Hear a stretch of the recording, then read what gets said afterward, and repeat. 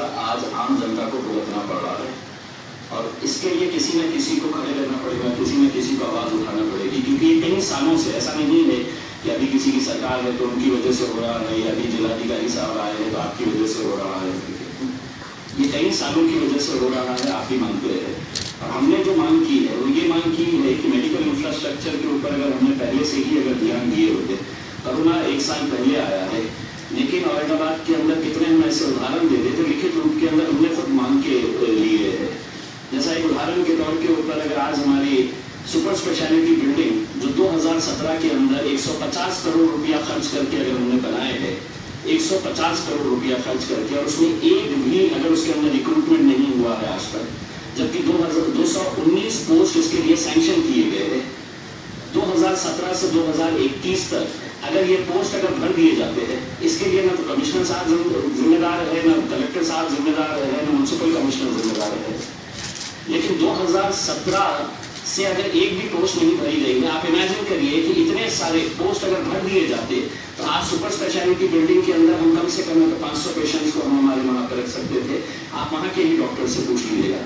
आज घाटी हॉस्पिटल के अंदर जो डॉक्टर्स काम कर रहे हैं वो वाकई में काबिल तारीफ काम कर रहे हैं। जो नर्सेस काम कर रही है उनको हम सलाम करते हैं, कोई भी उनके खिलाफ नहीं बोल सकता है कि ये लोग काम नहीं कर रहे हैं, जो गिवन सर्कमस्टेंसेस के अंदर ये जो काम कर रहे हैं। घाटी के अंदर जब भी रिव्यू लिया गया है, आपने भी लिए है, मेडिसिन अगर वहां पर नहीं मिलती है तो हमको बड़ी आसानी के साथ बोल दिया जाता है कि नहीं ये हैफ्टिंग्स के जरिए आ रहा है। अब ये प्रोसीड्यूरल या ब्यूरोक्रेटिक जो एक हर्डल्स यहाँ पर क्रिएट किए जा रहे हैं, जिसकी वजह से 850 पोस्ट अगर घाटी जैसे अस्पताल के अंदर अगर खाली पड़े हैं, 860 के करीब पोस्ट खाली पड़े हुए हैं घाटी हॉस्पिटल के अंदर, इसके लिए कौन जिम्मेदार है? देखिए, लॉकडाउन लगाना मैं सबसे पहले तो ये है कि सबके अपने अपने मत हो सकते हैं, सबका अपना अपनी राय हो सकती है। मैं लॉकडाउन के 200% में खिलाफ हूँ, और उसकी वजह ये है कि मैं इसलिए नहीं है कि मैं बहुत ज्ञानी हूँ, मुझे समझ में आ रहा है। जितने एक्सपर्ट्स हैं, मैं आपको सबको रिक्वेस्ट करूंगा सिर्फ गूगल करके देख लीजिएगा, सिर्फ गूगल के अंदर ये करके देख लीजिएगा कि is lockdown the only solution करके, जिसके अंदर आपके ही अभी 2 दिन पहले जो स्टेट गवर्नमेंट के डॉक्टर प्रदीप आवटे है, जो स्टेट सर्वेलेंस के हेड है, ये गवर्नमेंट के हेड है, उनकी रिपोर्ट पढ़िएगा। उन्होंने ये कहा है कि lockdown is not the solution. Lockdown initial phases के अंदर, पहले फेज के अंदर इसलिए जरूरी था कि लोगों को पता नहीं था कि वायरस किस तरह से बिहेव करेगा, और ये हम मानते हैं कि हमारा मेडिकल इंफ्रास्ट्रक्चर पूरी तरह से इक्विप्ड नहीं था, जिसकी वजह से वो लॉकडाउन लगाना पड़ा। But every now and then, and he has said, and many experts have said, कि we have to live with this virus. हमको ये वायरस के साथ जीना है।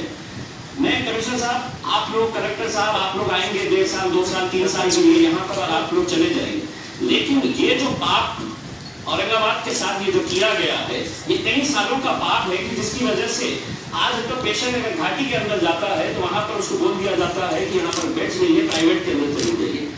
आप मुझे बताएं कि आप ही ने किसी एक ऑफिसर का नाम लिया है जो शिंदे ऑफिसर का, उसका एटीट्यूड अगर आप देखते थे कि किस तरह से वो एटीट्यूड के अंदर रहते हैं, एक IAS ऑफिसर होंगे, लेकिन उसका मतलब ये नहीं है कि आप इस तरह से पेशेंट्स के साथ बिहेव करेंगे। आप बताइए कितने प्राइवेट हॉस्पिटल्स के अंदर ये स्कीम चलाई जा रही है।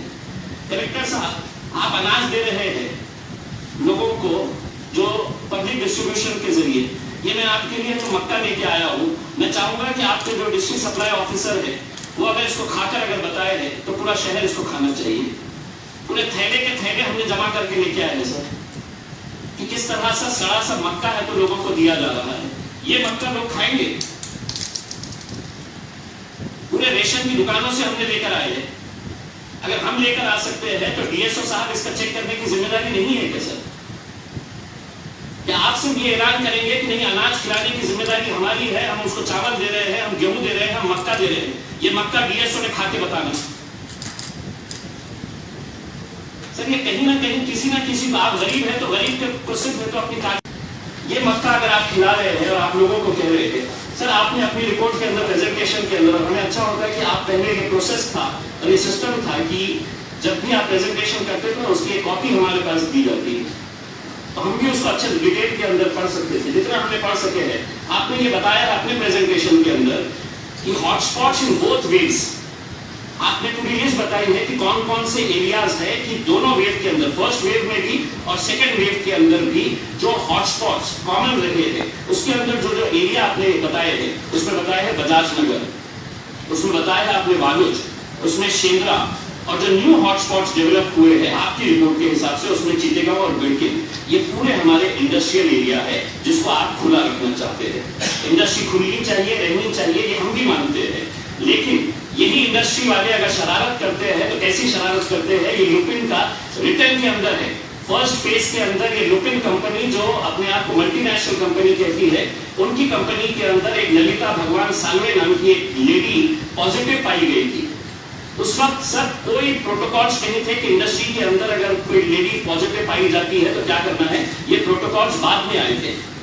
ये कंपनी की जब शिकायत मिली कि यहाँ पर इसके साथ 58 लोग जो कांटेक्ट में आए थे, कंपनी ने सिर्फ इतना किया, ये लेडी को बोला कि आप जाइए अपने घर पे, कल से नहीं आना।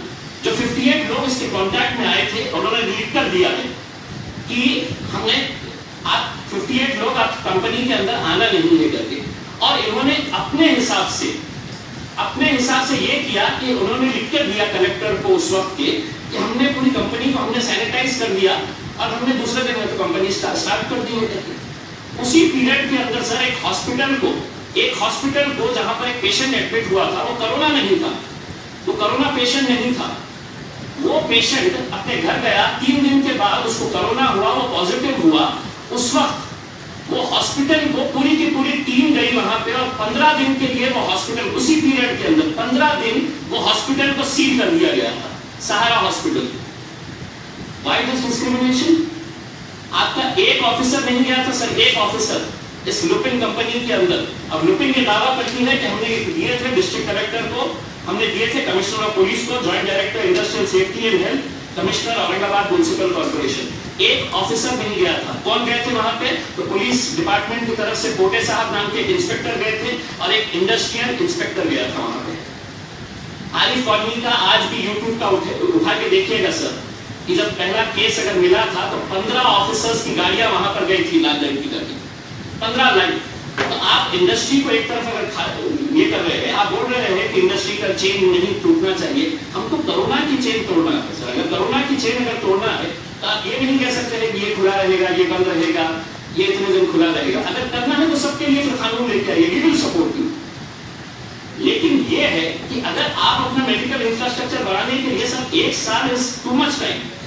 आप वेंटिलेटर्स ये वो आप कितने पैसे खर्च कर रहे हैं। देखिए, मैं अगर किसी मुद्दे के ऊपर बताऊंगा कि राज्य सरकार ने कितने करोड़ रुपए कौन-कौन से उसके ऊपर डाले हैं, ये राजनीति का मुद्दा हो जाएगा, इसलिए मैं उसके ऊपर नहीं बोलना चाहता हूँ।